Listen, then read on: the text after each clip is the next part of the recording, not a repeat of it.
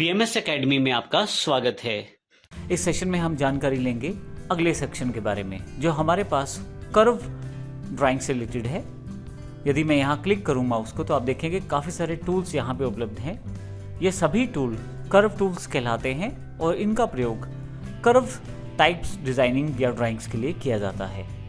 आइए सबसे पहले बात करते हैं फ्री हैंड की। हमारे पास यहाँ फ्री हैंड टूल उपलब्ध है। मैं यदि इसे क्लिक कर दूं, जैसा कि नाम से भी स्पष्ट है, आप फ्री हैंड आसानी से माउस को ड्रैग करते हुए ड्राइंग कर सकते हैं, जैसे कि आप पेंसिल से पेपर पर करते हैं। तो आइए मैं यहाँ से सिंपल हाथ घुमाता हूँ और जहाँ पे माउस छोड़ता हूँ आप देखेंगे मेरे पास जो लाइन ड्रॉ की थी वो अवेलेबल हो गई है। यदि अब यहाँ ध्यान दें तो जब मैं ड्रॉ करता हूँ तो ये लाइन स्मूथ नहीं होती, लेकिन जैसे ही माउस छोड़ता हूँ ये लाइन बिल्कुल स्मूथ हो जाती है। तो ये सबसे खास फीचर है कर्व डिज़ाइनिंग का। आप देखेंगे कि जब मैं इसे क्लिक कर लूँ शेप टूल के साथ तो आप देखेंगे इसमें काफ़ी सारी नोड्स अवेलेबल हैं और मैं नोड बेस सभी एडिटिंग इस पर कर सकता हूँ। हालांकि अभी मैं फ्री हैंड पे वापस आ जाता हूँ यहाँ से। जब भी आप लाइन ड्रॉ करते हैं तो आप ऊपर दी गई कुछ सेटिंग्स का प्रयोग भी कर सकते हैं, जैसे XY जो सबसे पहले लोकेशन की जानकारी देता है। यहाँ पे ऑब्जेक्ट साइज है, हाइट और विड्थ की जानकारी देता है। इसके अतिरिक्त आप इसे लॉक कर सकते हैं। लॉक रेशो लॉक करने का फ़ायदा ये है कि अब जो भी चेंजेस रहेंगे वो हॉरिजॉन्टली और वर्टिकली दोनों तरफ बराबर रहेंगे। इस तरह से आप किसी पर्टिकुलर एंगल ऑफ रोटेशन पे भी काम कर सकते हैं। यहाँ पे सबसे इम्पोर्टेंट हमारे पास आउटलाइन विड्थ दी गई है। मैं यदि इसे क्लिक करूँ, मेरे पास काफ़ी सारे आउटलाइन विड्थ के स्टाइल्स, आउटलाइन विड्थ के साइजेस उपलब्ध हैं। अभी मैं यहाँ से 3 सेलेक्ट कर लेता हूँ। अब देखेंगे जो कर्व लाइन मेरे पास सिलेक्टेड थी उसका जो साइज़ है वो 3 हो गया है। इसके साथ ही मैं साथ में बिल्कुल दी गई option arrow head, start arrow head और नो एरो हेड का प्रयोग भी कर सकता हूँ। अब देखेंगे इसमें अलग अलग तरह के एरो हेड्स दिए गए हैं जिनका प्रयोग किया जा सकता है।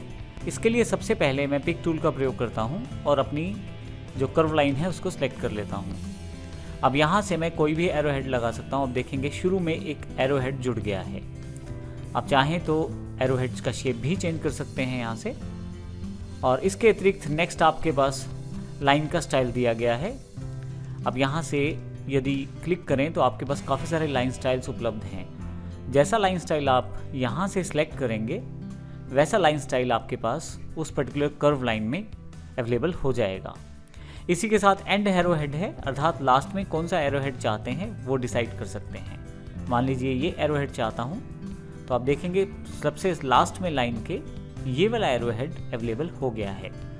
तो इस तरह से आप इन ऑप्शंस का प्रयोग करते हुए आसानी से कोई भी शेप, आप किसी भी लाइन को ड्रॉ कर सकते हैं फ्री हैंड के द्वारा। आप न केवल लाइन ड्रॉ कर सकते हैं बल्कि बेसिक शेप्स को भी आसानी से ड्रॉ कर सकते हैं। जैसे मैं यहाँ से फिर से फ्री हैंड चुन लेता हूँ और यहाँ से मैं कुछ ड्रॉ करना चाहता हूँ रेक्टेंगुलर के रूप में, तो आप देखेंगे रेक्टेंगुलर की शेप कुछ बनी है। लेकिन यदि मैं बिल्कुल स्ट्रेट रेक्टेंगल ड्रॉ करना चाहता हूँ तो मैं शिफ्ट का प्रयोग कर सकता हूँ साथ में। इसके लिए यहाँ पे मैं जैसे ही माउस को लेफ़्ट क्लिक पहली बार करता हूँ उसके पश्चात देखिए अभी लाइन जो है वो स्ट्रेट नहीं है। जैसे ही यहाँ से मैं शिफ्ट प्रेस करता हूँ और अब देखें आप ये लाइन लॉक हो गई है, बिल्कुल स्ट्रेट लाइन की तरह दिखाई दे रही है। मैं क्लिक कर देता हूँ उसके पश्चात दूसरी तरफ और इस तरह से यदि मैं चाहूँ तो फिर से तीसरी तरफ और फिर यहाँ से चाहूँ तो फिर से इसको जोड़ सकता हूँ। और अब ये देखें आपके पास रेक्टेंगुलर इमेज जो बनी है वो बिल्कुल स्ट्रेट लाइंस के साथ बनी हुई है।